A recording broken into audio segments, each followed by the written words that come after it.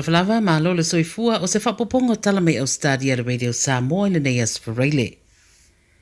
E mo atu le ripote le tau lo lapta i a pea tangata lo au mau isini i a mata i tūmo wha e tete le wha i ungo le vaiaso o no lo tūmo pea lapta ingo ti munga ma mafa ma winga lo wao le tau i le vaengo le atunuu. O le asana nafi na wha ino ai le tuatele le nganga wha aftaina o toe wha le au ngaina nisi o lapta inga na iai o lo longa ma le pomu timu po le rain bomb o wha ingoa i rwa ai tau winga lo wai o le tau mu timu ma mafa le tapufua mo sini ma vaenga la latane. Peta i uina wa iere susuru o le lai nisi o wha i tua sini le tau na nei lama le wha saro mai na au ni nei. Peta i ro tumo pera pta inga na ia wha i tete o nei le ilonga lava o na te ama mau ese vaenga au o le tau o lo idunga peo le stete. O fauto ina foi ave ta vale ia fa tete lungo ala te tele o nei mautinoa le atele se whainga tau le ai feo inga no le whaabo peo ti munga ma mase se ei le ala tele ma pua oa. I se ripoti la tamai o le COVID Ausetalia ua whaelo mai New South Wales to o lua tangata maririu ma le iwa afe whasara wona sifuru wono tangata wa afia le COVID le lua sifuru whaitu la taruai a wa atoa le afe o ngase ngase o COVID ro tau fia nei wharamai. I vito bia wa whaino mai e luas furu wono lau maririu, ma le ono afe lima se lau fast furu lima tangata wa whaamaunia le afia. E luas se lau fast furu lima tangata ro tau fia mo tangasa se vito bia le teminei. I Tasmania, whaamaunia mai e reise soifua mau mau, a iwa se lau tolu furu fitu tangata wa afia le whaamai, ma le toa se furu whai mau tangasa ngase. I le steto Queensland e toa fitu wa maririu, ma le lima afe fase lau fast furu wono tangata wa whaamaunia le afia. E lua se lau waris fulfa ngase ngase ro COVID ro i mauta ngase ngase i Queensland. I le ACT wa whaamawina reise soifua mau mau, fitu se lau iwa sulfa tangata wa afia le whaamai, ma le toru sfuru limo ro tau fia i mauta ngase ngase. Mo fauto ina tangata i a whae tete le whaonga ina o isi tu ai ngā test kits waria e mai nei, e le o pasia ina i Ausetalia le whaonga ina, e ese mai le rapid antigen test, le o lo fauto ina e whaonga pia.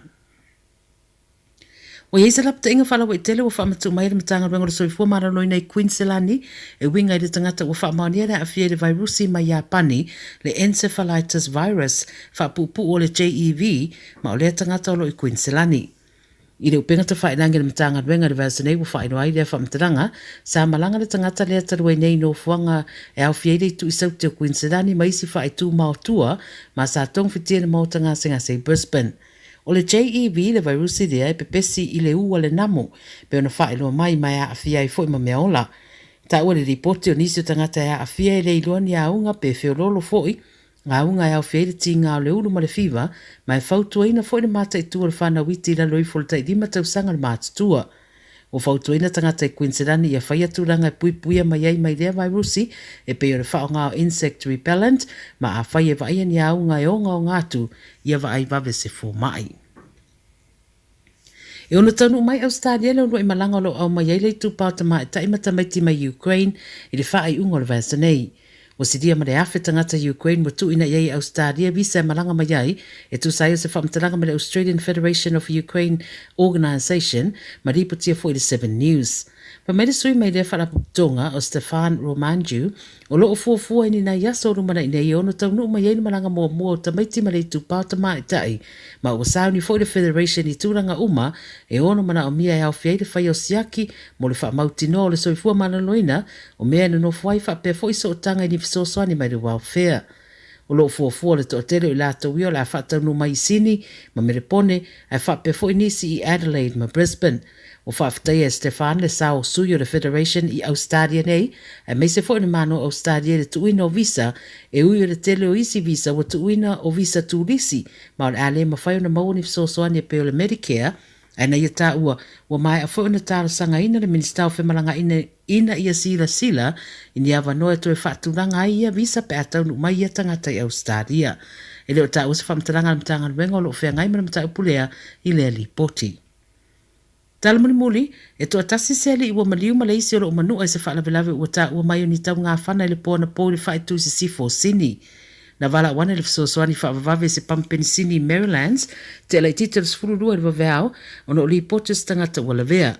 Ma watu leo se li e tolsu riva tausanga pe ona whaamaoni e Reporter 9 News, lo li putia na yei manu anga mai se whana, ma awina atua le wharamai Westmead mo tong fitinga. Muni ane maua leo se isi fo iari ima le pitonu ula tāne o Holroyd, ile no fuanga le tantunuina sa whai ai tau ngā whana. Pai mai e maua atu o maniu, ma alo iei Reporter e fōringa e tantonu leo, e iei le so tanga o whaalavalawe nei e lua, ma alo whaatino nei ala tau suenga. Tara na le video Samoa mai Ausetalia mo le whae umfole nei vai aso, ia whero ai fo i le vai aso fo, wha soi fuia.